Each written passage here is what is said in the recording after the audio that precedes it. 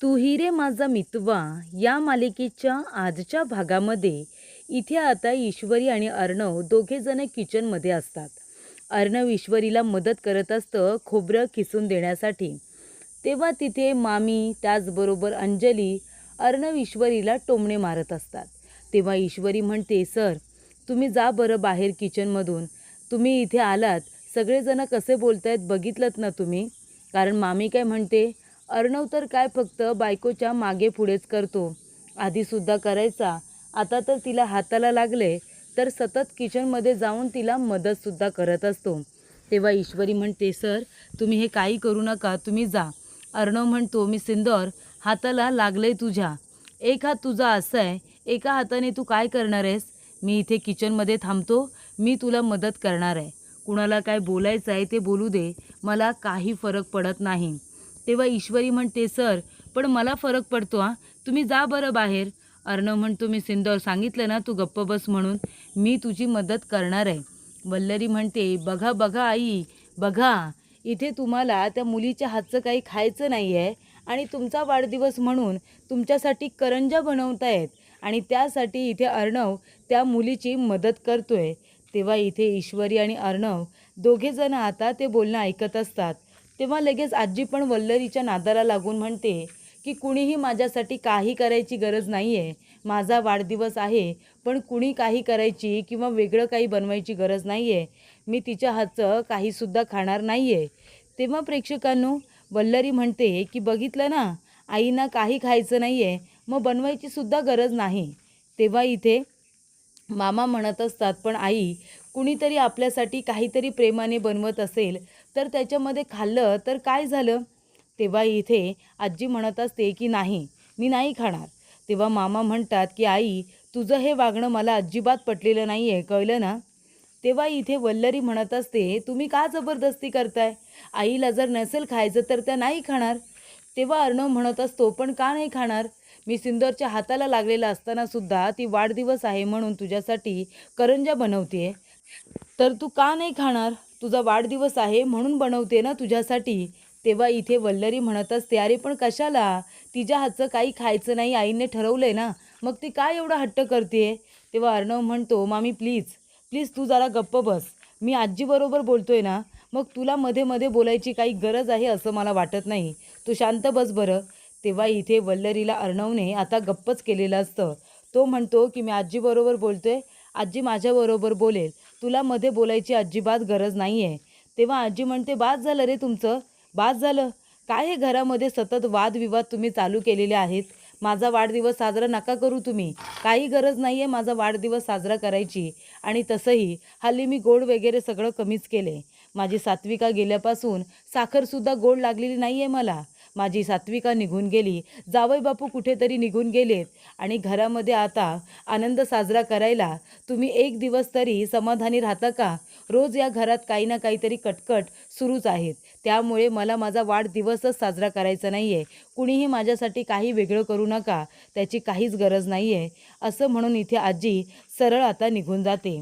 तेव्हा इथे वल्लरी म्हणत असते, बघा झालं तुमच्या मनासारखं, आई बिचाऱ्या नाराज होऊन निघून गेल्या. आता तुम्हाला आनंद झाला असेल ना, आता बनवा करंजी, कोण खाणार आहे ती करंजी मीच बघते. तेव्हा इथे अंजली म्हणत असते की बघितलं ना, तुमच्या दोघांच्या हट्टापायी आजीला राग आला आणि ती बिचारी निघून गेली. म्हणजे याचा सगळा दोषसुद्धा इथे ईश्वरी आणि अर्णव या दोघांनाच दिलेला असतो. अर्णव आता टेन्शनमध्ये असतो. तेव्हा ईश्वरी म्हणते, सर नका तुम्ही मनाला लावून घेऊ, तुम्ही जा तुमच्या कामाला, मी सुद्धा हे सगळं थांबवते. तसंही आजी काही करंजी खाणारच नाही आहेत मी बनवलेली, मग बनवून तरी काय उपयोग, तुम्ही जा तुमचं जाऊन काम करा. तेव्हा अर्णव म्हणत असतो की आपण करंजी बनवायची सुद्धा तुझी इच्छा आहे तर, आणि आजी खाणारसुद्धा. तेव्हा ईश्वरी म्हणते, सर तुम्ही आता ऐकलं नाहीत का आजी काय म्हणाल्या त्या. आजी म्हणाल्या की त्या करंजी खाणार नाही आहेत, मग बनवून काय उपयोग. तेव्हा अर्णव म्हणतो, मी सिंदूर मी आहे तुझ्याबरोबर, मी तुझी मदत करेन ना करंजी बनवायला. मी तुझ्यासाठी काही करू शकतो आणि हे तुला माहिती आहे, त्यामुळे मी तुला मदत करेन. तू करंजी बनवायची म्हणजे बनवायची आणि आजी ती खाणारसुद्धा. तेव्हा इथे आता ईश्वरी आणि अर्णव दोघेजणं मिळून आता करंजी बनवत असतात. अर्णव मुद्दामून इथे खोबरं किसत असताना हाताला किसने लागले असं नाटक करतो. ईश्वरी काळजीने बघत असते. त्यानंतर इथे आता डबा उघडायचा असतो. ईश्वरीला काही साखरेचा डबा उघडता येत नसतो. तेव्हा अर्णव मदत करतो. त्याचबरोबर इथे आता ईश्वरी आणि अर्णव हे दोघेजण गॅस सुरू करतात, खोबरं भाजून घेतात. म्हणजे इथे सगळी गोष्ट दोघेजण मिळून करत असतात. त्यानंतर पीठ मळून घेतलेलं असतं. दोघेजण पीठ मळून घेतात, छोट्या छोट्या पुऱ्या लाटतात. त्याच्यामध्ये सारण टाकून इथे आता करंजिरीचे जे मूड आता मोडायचे असतात ते सुद्धा अर्णव मोडून घेतो आणि त्यानंतर दोघेजण त्या करंज्या आता तळून घेतात. दोघांनी आता करंज्या छान पद्धतीने, उत्तम पद्धतीने बनवलेल्या असतात. तेव्हा अर्णव काय म्हणतो, मी सिंदूर हे घे, तुझ्या करंज्या आता तयार आहेत. शेवटीला जे ठरवलंस ते तू करून दाखवलंस. ईश्वरी म्हणते, नाही सर, मी काही केलेलं नाही आहे, आपण दोघांनी मिळून हे सगळं केलेलं आहे असं ईश्वरी म्हणते. ती म्हणत असते, सर आपण हे सगळं केलं आहे, पण हे आजी खातील ना? तेव्हा इथे आता अर्णव म्हणतो, तू नको काळजी करू, आजी करंजी नक्की खाणार, ती जबाबदारी माझी. आणि तेव्हा इथे आता सुप्रिया म्हणत असते की नमो, अगं अजून काही ऑर्डर आल्यात ना? ती म्हणते, हो आई, एक ऑर्डर आली आहे, मी लगेच आता इथे दाल मखनी पॅक करायला घेते. ती म्हणते, नाही नको, ऑर्डर मी पॅक करते, तू आता हिशोबाचं बघून घे, आपण निघूया. नम्रता म्हणते, ठीक आहे. तेव्हा तिथे आता एक बाबा आलेले असतात आणि ते बाबा म्हणजे दुसरे तिसरे कोणी नसून ते असतात अर्णवचे बाबा, म्हणजे रमाकांत राजशिर्के. तेव्हा प्रेक्षकांनो, आता इथे बाबा आल्यानंतर ते म्हणत असतात की हरिओम. तेव्हा नम्रता म्हणत असते, बाबा तुम्ही आता ह्या वेळेला? अहो आता मी किचन क्लाउड बंदच करायला जात होते, तुम्हाला द्यायला आता माझ्याकडे काहीच नाही आहे. तेव्हा बाबा म्हणतात, बाळा मला कुठल्याही पद्धतीची भीक नको आहे, मी इथे काही भीक घ्यायला आलेलो नाही आहे, तुझ्याकडून अन्न मागायला आलेलो नाही आहे. हां, झालीस तर तू थोडी आता देवाची मदत करू शकतेस. ती म्हणते, म्हणजे मी नक्की काय करू? तेव्हा बाबा म्हणतात की मंदिराचं जीर्णोद्धार आहे, त्यासाठी तू तुझ्या पद्धतीने काही ना काहीतरी मदत करू शकतेस. आमच्यासारखे इथे साधू बाबा लोक आता इथे दुकानामध्ये जाऊन वर्गणी गोळा करतायत मंदिरासाठी, देवासाठी. तर त्यासाठी तुला थोडीफार मदत करायची असेल ना तर तू करू शकतेस. तेव्हा इथे नम्रता म्हणते, हो चालेल, मी करेन ना. आणि ती आता 500,000 रुपये आणते, बाबांना देते आणि म्हणते की बाबा तुम्ही माझ्या किचन क्लाउडसाठी प्रार्थना करा की माझं किचन क्लाउड चांगलं चालू दे. तेव्हा इथे रमाकांत काका आता नम्रताला आशीर्वाद देतात की तू सुद्धा सुखी राहशील आणि तुझं किचन क्लाउडसुद्धा छान पद्धतीने चालू राहील. तेव्हा ते आता एक पावती देतात, त्याच्यावरती छान असं इंग्लिशमध्ये नाव नम्रताचं, म्हणजे नम्रता देसाई, त्याचबरोबर कितीची पावती भरली आहे ते आणि खाली सही वगैरे त्यांनी केलेली असते. नम्रता म्हणते, बाबा अहो तुमचं इंग्लिशचं अक्षर किती छान आहे हो, इंग्रजीमधून तुम्ही इतकं छान लिहिलं, म्हणजे तुम्ही शिकले सवरलेले दिसताय, मग तुम्ही या सगळ्यामध्ये का आलात? तेव्हा इथे बाबा म्हणत असतात की कधी कधी नशीब आपल्याला एका वेगळ्या गोष्टीतून, आपल्या कुटुंबापासून, आपल्या माणसापासून लांब करतं, पण देवाच्या चरणी नेऊन ठेवतं. तसंच माझं काहीसं झालं असं समज. तेव्हा इथे नम्रताला त्यांचं बोलणं ऐकून खूप आश्चर्य वाटतं. ती जाईपर्यंत त्यांना बघत असते. तेव्हा सुप्रिया म्हणते, काय गं नमू, काय झालं, कुणाकडे बघतेस? ती म्हणते, नाही आई, काही नाही. आणि ती सरळ आता आतमध्ये गेलेली असते. तेव्हा सुप्रियासुद्धा त्या दिशेने बघत असते की नक्की नम्रता कुणाकडे बघत होती आणि का. त्याचबरोबर प्रेक्षकांनो, अर्णव इथे आता विचारात बसलेला असतो. त्याच्या हातामध्ये फ्रेम केलेला तो टिश्यू असतो, ज्याला त्याने फ्रेम करून आणलेलं असतं, ते ईश्वरीचं पहिलं किस असतं. तेव्हा इथे अर्णव म्हणत असतो, मी सिंदूर, मला माहिती आहे, मी तुला आता आवडायला लागलो आहे ना, मी आता तुला आवडतो हे मला कळलं आहे, पण माझं तर तुझ्यावरती कधीपासूनच प्रेम आहे, तुझ्या आधीपासून माझं तुझ्यावरती प्रेम आहे आणि ही गोष्ट मला तुला आता सांगायची आहे, ती मनामध्ये ठेवायची नाही आहे. मी तर म्हणतो की आजच ही गोष्ट मी तुला मनापासून सांगून टाकतो. तेव्हा इथे आता ईश्वरीचे ते खूपच सुंदर सुंदर मुमेंट अर्णवला आता आठवत असतात.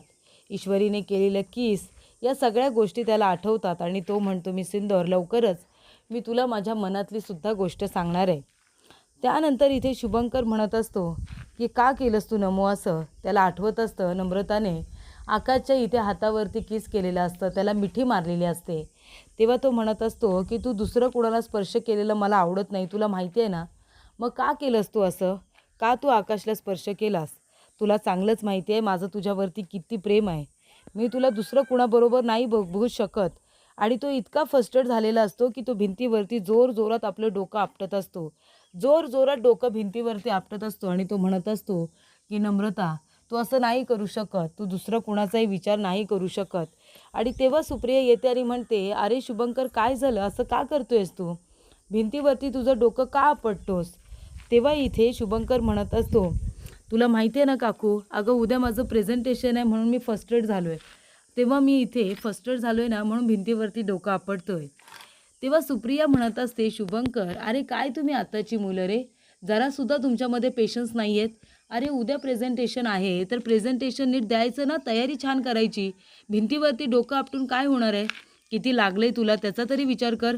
शुभंकर, चल माझ्याबरोबर, आधी तिथे काहीतरी औषध लावून घे, चल. तेव्हा इथे शुभंकरला घेऊनच आता सुप्रिया तिथून गेलेली असते.